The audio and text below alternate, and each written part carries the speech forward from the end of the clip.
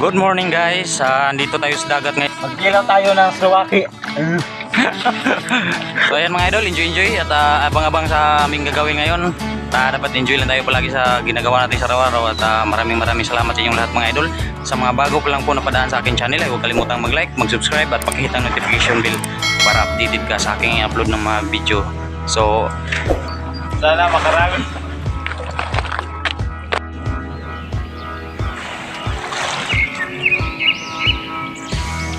kabuo ng tubig, igib muna ng tubig mga idol kasi doon kami mamaya doon dyan o dyan kami dyan.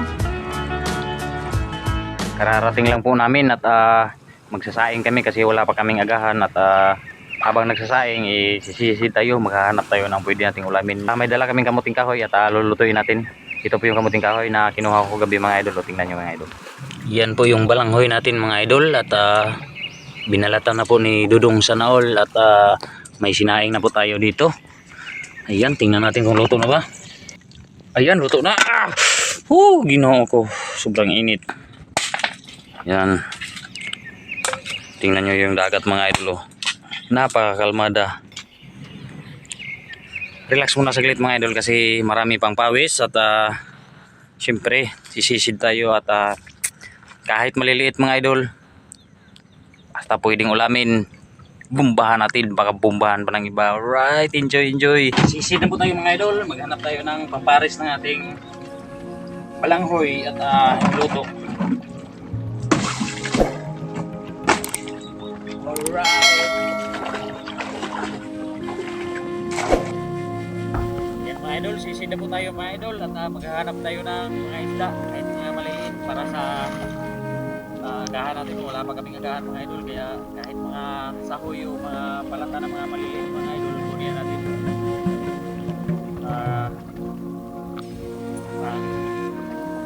Wala pa rin sa agahan kahit maliliit tayo natin.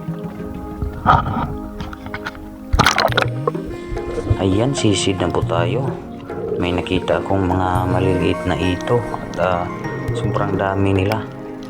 Yan, pag sila ay lumaki sobrang dami talaga, kaya maghahanap tayo ng mapapana at dito nag-enjoy ako sa ilalim. Punta tayo sa unahan, sana makadali.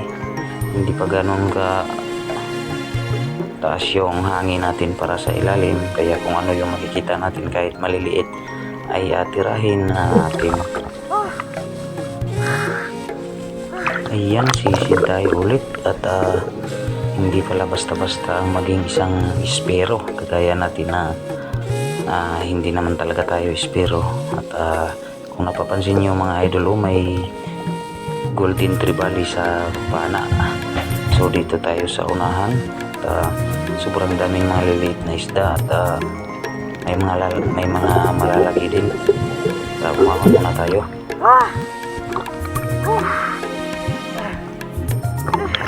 Pagsisid ko uli, ang daming grupo ng mga danggit. Ayan o, nasa ilalim.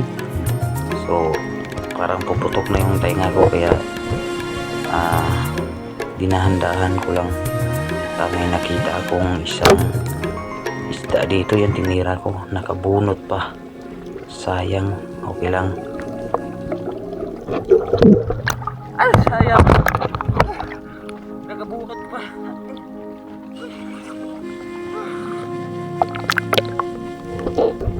Yan ang daming tuyom kung tawagin dito sa amin. Yan po yung sobrang napakasakit kapag nakatinik. At kung napapansin nyo mga idol, yung nabidyohan ko, sira na yan.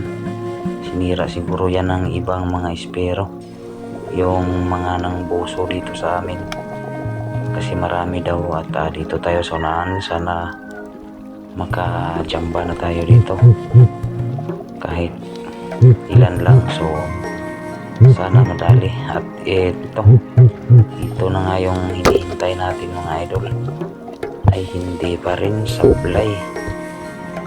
Sisid tayo uli. At dito sa time na to, yan, may sinusundan akong isa yan sa pool. Nakuha na natin yan mga idol. At maya niyan ay pupunta na ako sa gilid at mag-agahan muna kami kasi wala pa kaming agahan. Yan. Okay na. May pagkilaw na ako idol. Yan mga idol, nandito na ako sa gilid mga idol kasi sobrang gutom na. Kahit maliit lang mga idol, okay pa rin kasi pang agahan natin, kain tayo. Ito lang po yung nadali natin ngayong umaga mga idol para malagyan yung ating tiyan.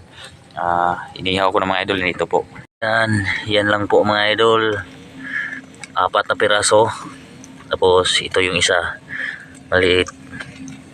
Yan lang po mga idol. At hindi ko na maipapakita sa inyo ang pagkain namin mga idol kasi biglang nalubat yung ating cellphone.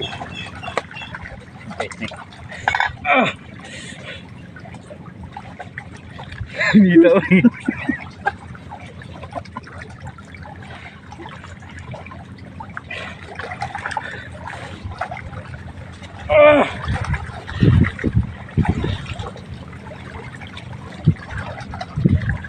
Paitan.